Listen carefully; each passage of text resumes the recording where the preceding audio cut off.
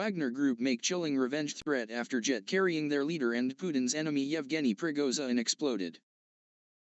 The Wagner mercenary group have made a chilling revenge threat hours after Putin's enemy Yevgeny Prigozhin was reportedly killed in a Fireball private jet crash. The Wagner boss death comes exactly 2 months after Wagner's failed coup, and it has already sparked fears of another. In a chilling threat, shady members of the group announced many discussions of what Wagner will do in this situation. We'll say one thing, we're starting off.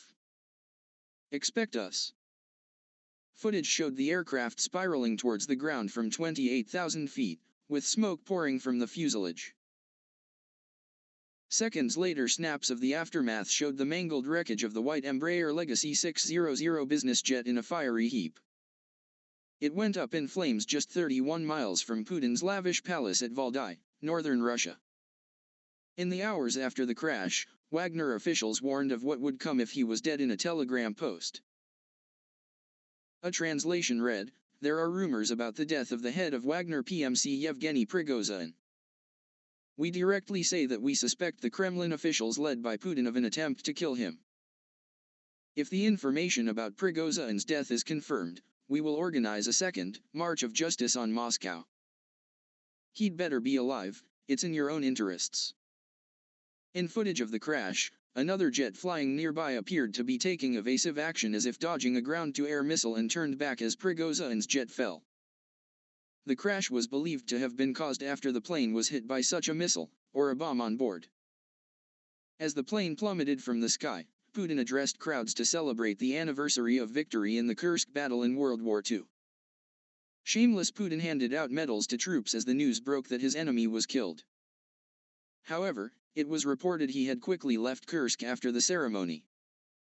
Sources claimed there were rumors explosives had been loaded into the private jet hidden inside an expensive wine crate. Meanwhile, UK security sources told the Daily Telegraph the aircraft had been downed by Russia's domestic intelligence agency, the FSB, on Putin's orders. US President Joe Biden said last night, "I'm not surprised. There's not much that happens in Russia that Putin's not behind." Fingers were also being pointed at senior figures in Russia's military, angry that the thuggish mercenary chief had not been punished sooner for his betrayal.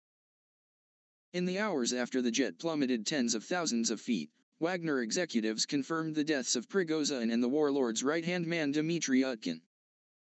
Russian media then reported the pair had been tentatively identified as victims. Telegram channels first said it was the Russian rebel leader's jet that had plunged out of the sky, and that it had been carrying his entire command staff. Russian news telegram channels quickly started claiming the crash could be a terrorist attack. Reports of Prigozhin's death then began flooding in, along with rumors all others on board had died in the inferno. 10 people, including 7 passengers and 3 crew, were killed in the fiery smash, the Russian Federal Air Transport Agency confirmed. It also confirmed Prigozhin was on board the aircraft that smashed into the ground. Locals residents claimed they'd heard 2 large explosions before the jet plummeted from the sky. The plane was said to have crashed as it flew from the Moscow region.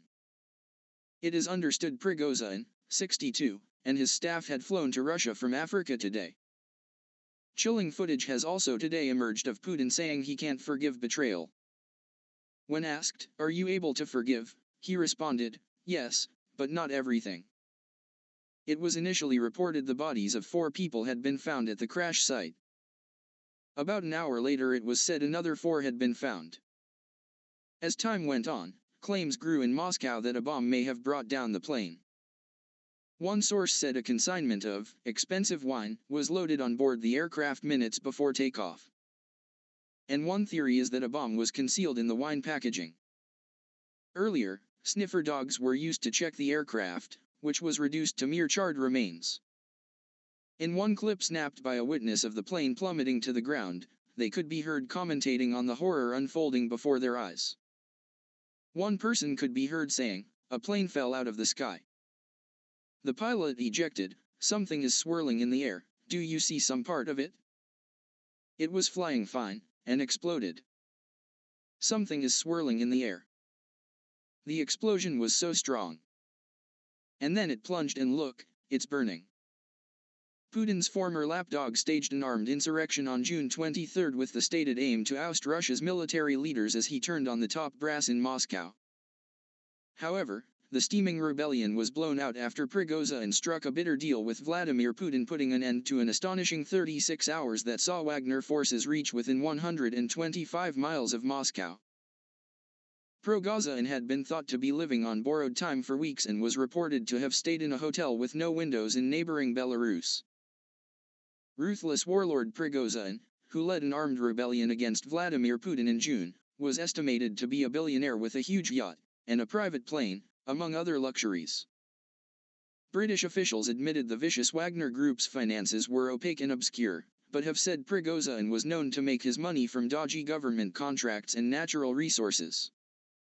It is understood Wagner Group plunders diamonds, gold, oil, and gas from countries in which they operate, as well as being paid directly by crooked regimes. And on top of his other businesses, this had inflated Prigozhin's wealth to extraordinary levels, with some estimates putting his personal fortune as much as £2 billion.